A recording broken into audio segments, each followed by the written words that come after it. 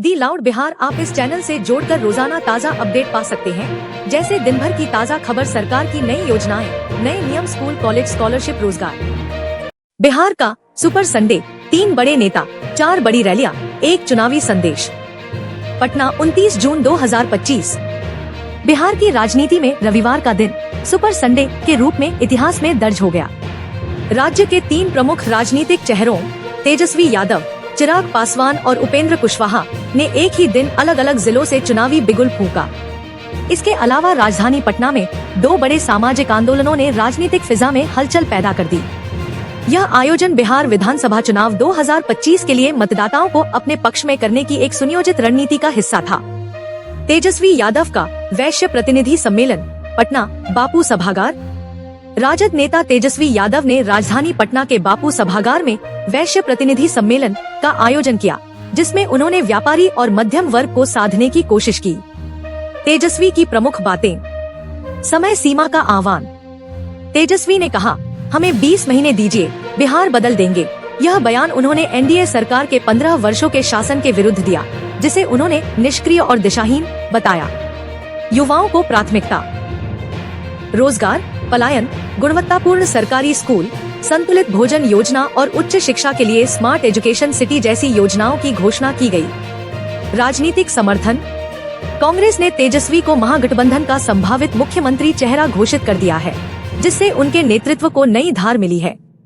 प्रशांत किशोर की आलोचना। एनडीए रणनीतिकार प्रशांत किशोर ने तेजस्वी पर कटाक्ष करते हुए कहा कि 20 महीने का वादा उन्हीं लोगों का है जो 15 वर्षों में लूट का पर्याय बने। चिराग पासवान का बहुजन भीम समागम, राजगीर हॉकी ग्राउंड। लोक जनशक्ति पार्टी रामविलास के नेता और केंद्रीय मंत्री चिराग पासवान ने राजगीर में एक बड़ी सभा की, जिसमें दलित और पिछड़ा वर्ग के लोगों की भारी भागीदारी रही। चिराग की प्रमुख बातें। Bihar first, Bihari first vision. Chirag ने अपने पुराने एजेंडे को दोहराते हुए कहा कि बिहार को उद्योग, शिक्षा और रोजगार में अग्रणी बनाना उनका लक्ष्य है। विधानसभा चुनाव की घोषणा। केंद्रीय मंत्री होने के बावजूद चिराग ने स्पष्ट किया कि वे राज्य विधानसभा चुनाव लड़ेंगे। इस पर मुख्यमंत्री नीतीश कुमार ने टिप्पणी की, जब केंद्र में मंत्री हैं, तो विधानसभा क्यों? जातिवाद से ऊपर उठने की शपथ। चिराग ने मन से यह संकल्प लिया कि उनकी राजनीति जातिगत समीकरण से हटकर सिर्फ विकास पर आधारित होगी। उपेंद्र कुशवाहा की संवैधानिक अधिकार महारैली, गया गांधी मैदान। राष्ट्रीय लोक जनता दल प्रमुख उपेंद्र कुशवाहा ने गया में संवैधानिक अधिकार एवं निर्वाचन सुधार पर महारैली की। कुशवाहा के मुख्य मुद्दे। न्याय और परिसीमन की मांग। उन्होंने आरक्षण और निर्वाचन क्षेत्रों के परिसीमन में पिछड़ी जातियों की उपेक्षा को लेकर आवाज उठाई और चेतावनी दी कि अगर मांगे पूरी नहीं हुई तो आंदोलन होगा। सत्ता की राजनीति से दूरी। कुशवाहा ने कहा, मैं सत्ता नहीं चाहता, मैं अधिकार चाहता हूं। उन्होंने खुद को वैकल्पिक और आदर्शवादी राजनीति का पक्षधर बताया। पटना में 2 समानांतर जनांदोलन, सामाजिक असंतोष की गूंज। एक वक्फ बचाओ संविधान बचाओ सम्मेलन। वक्फ कानून 2023 में किए गए संशोधनों के खिलाफ देश भर में मुस्लिम समुदायों में आक्रोश है। बिहार में इस विरोध ने संगठित रूप ले लिया, जहां बड़ी संख्या में मुस्लिम नेताओं, मौलवियों, बुद्धिजीवियों और छात्र संगठनों ने मिलकर गांधी मैदान में सम्मेलन आयोजित किया। कानून से आपत्ति क्यों?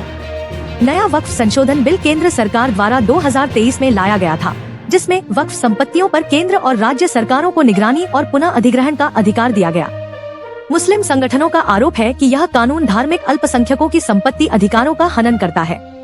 इसका सीधा असर मदरसे, कब्रिस्तान, ईदगाह और मस्जिदों की जमीनों पर हो सकता है। सम्मेलन की मुख्य मांगे। वक्फ संशोधन बिल 2023 को तत्काल प्रभाव से वापस लिया जाए। वक्फ बोर्ड को स्वायत्त निकाय के रूप में स्थापित किया जाए, जिसमें धार्मिक प्रतिनिधियों की भूमिका निर्णायक हो। संपत्ति सुरक्षा के लिए सुप्रीम कोर्ट की निगरानी में कमेटी बनाई जाए। सम्मेलन की प्रमुख बातें। मौलाना मोहम्मद सलीम, एमप्लब, यह कानून मुसलमानों के अधिकारों को छीनने वाला है। वक्फ संपत्ति हमारी धार्मिक और सामाजिक आत्मा है। असदुद्दीन ओवैसी, वीडियो संदेश, हम संविधान की रक्षा करेंगे और जो कोई भी इसके खिलाफ खड़ा होगा, हम उसे लोकतांत्रिक रूप से जवाब देंगे। ज्ञापन सौंपा गया।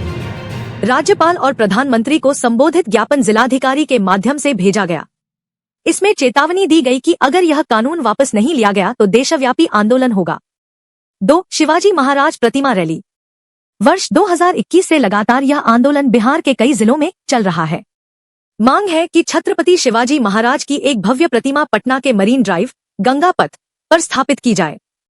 आंदोलन का उद्देश्य सामाजिक समरसता और राष्ट्र गौरव का प्रतीक बनाना, बिहार के युवाओं को छत्रपति शिवाजी जैसे आदर्श और राष्ट्रनायक से जोड़ना, गंगा किनारे पर्यटन और ऐतिहासिक महत्व के नए आयाम जोड़ना। जन समर्थन 20 अप्रैल 2025 को बिहार शरीफ में हुई रैली में 30,000 से अधिक समर्थकों ने भाग लिया था।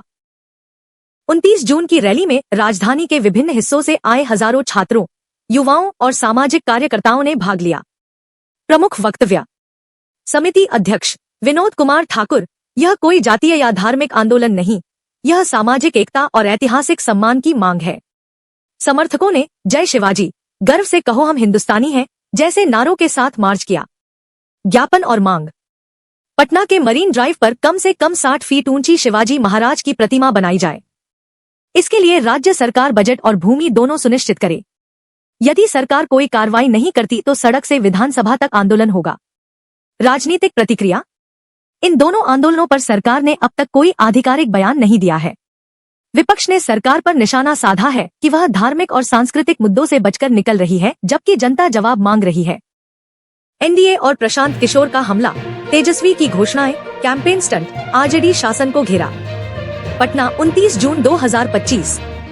बिहार के विपक्षी नेता तेजस्वी यादव द्वारा वैश्य प्रतिनिधि सम्मेलन में 20 महीने देंगे, बिहार बदल देंगे जैसे बयानों के बाद एनडीए नेताओं और जन सुराज अभियान के संस्थापक प्रशांत किशोर ने तीखा हमला बोला है। उन्होंने तेजस्वी की योजनाओं को जनता को गुमराह करने वाला स्टंट बताते हुए राजद, आरजेडी के पुराने शासन को भ्रष्टाचार, जंगलराज और जातीय ध्रुवीकरण का प्रतीक बताया। एनडीए का कटाक्ष, तेजस्वी का बदलाव, लालू युग की वापसी। प्रमुख बातें, भ्रष्टाचार की याद दिलाई।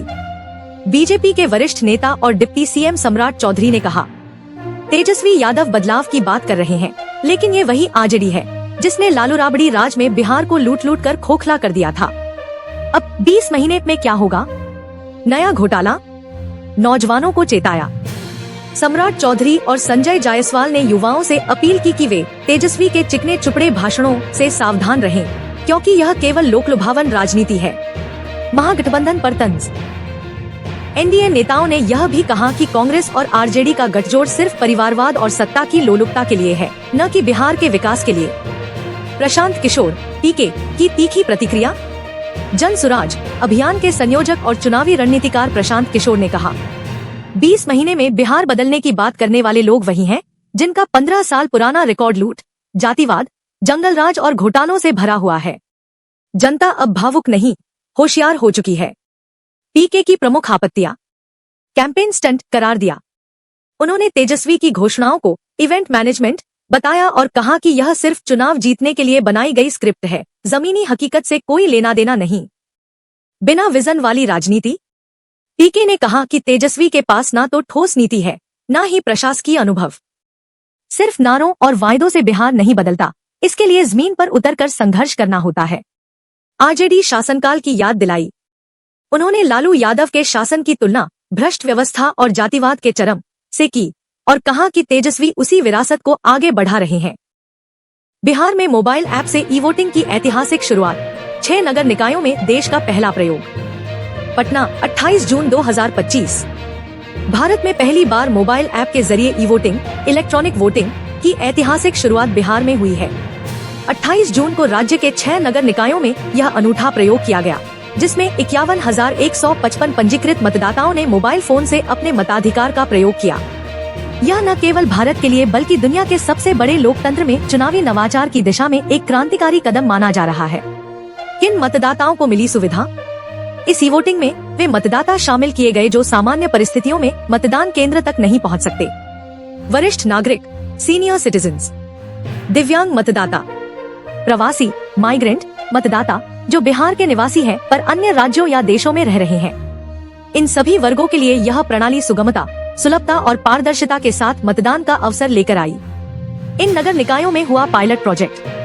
पटना नगर निगम, गया नगर निगम, मुजफ्फरपुर नगर परिषद, भागलपुर नगर निगम, दरभंगा नगर निगम, बिहार शरीफ नगर परिषद, ये सभी निकाय तकनीकी रूप से तैयार थे और राज्य निर्वाचन आयोग ने यहाँ तकनीकी स्टाफ एवं सुरक्षा व्यवस्था के साथ ट्रायल को क्रियान्वित किया।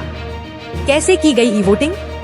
ई वोटिंग के लिए बिहार रिमोट वोटिंग ऐप नामक एक मोबाइल एप्लीकेशन लॉन्च किया गया। ऐप की प्रक्रिया: पहचान सत्यापन (EKYC), आधार कार्ड, मोबाइल नंबर और लाइव फोटो के जरिए मतदाता की पहचान सुनिश्चित की गई। फेस ऑथेंटिकेशन और OTP। लॉगिन करने के लिए चेहरे की पहचान के साथ OTP आधारित लॉगिन की सुविधा दी गई। सीलबंद वोटिंग। वोट डालने के बाद उसे end to end encrypted server पर सुरक्षित भेजा गया। मतदाता को पुष्टि के लिए डिजिटल स्लिप भी प्राप्त हुई। सुरक्षा और गोपनीयता के विशेष उपाय: डाटा एन्क्रिप्शन। वोट पूरी तरह से एन्क्रिप्टेड रहता है, जिसे सिर्फ चुनाव आयोग के सर्वर द्वारा पढ़ा जा सकता है। Fraud detection. कोई भी एक मतदाता एक ही बार लॉगिन और वोट कर सकता है। इसके लिए बायोमेट्रिक और डिवाइस ID लॉक का उपयोग हुआ। ट्रायल सर्वर पर निगरानी। राज्य निर्वाचन आयोग ने एक अलग सुरक्षा टीम तैनात की, जो फायरवॉल, नेटवर्क ट्रैफिक और अनधिकृत पहुंच पर नजर रखती रही। क्या बोले अधिकारी? बिहार राज्य निर्वाचन आयुक्त सुभाष शर्मा ने कहा, यह लोकतंत्र की सशक्तता और समावेशी प्रक्रिया की दिशा में ऐतिहासिक कदम है। हम चाहते हैं कि हर वोटर को मतदान का अधिकार उसके घर तक मिले, खासकर जो आने में असमर्थ हैं। मुख्यमंत्री नीतीश कुमार ने इस पहल की सराहना करते हुए कहा, बिहार एक बार फिर देश को दिशा दे रहा है। तकनीक का सही उपयोग लोकतंत्र को मजबूती देता है। भारत ही नहीं, वैश्विक स्तर पर भी चर्चा।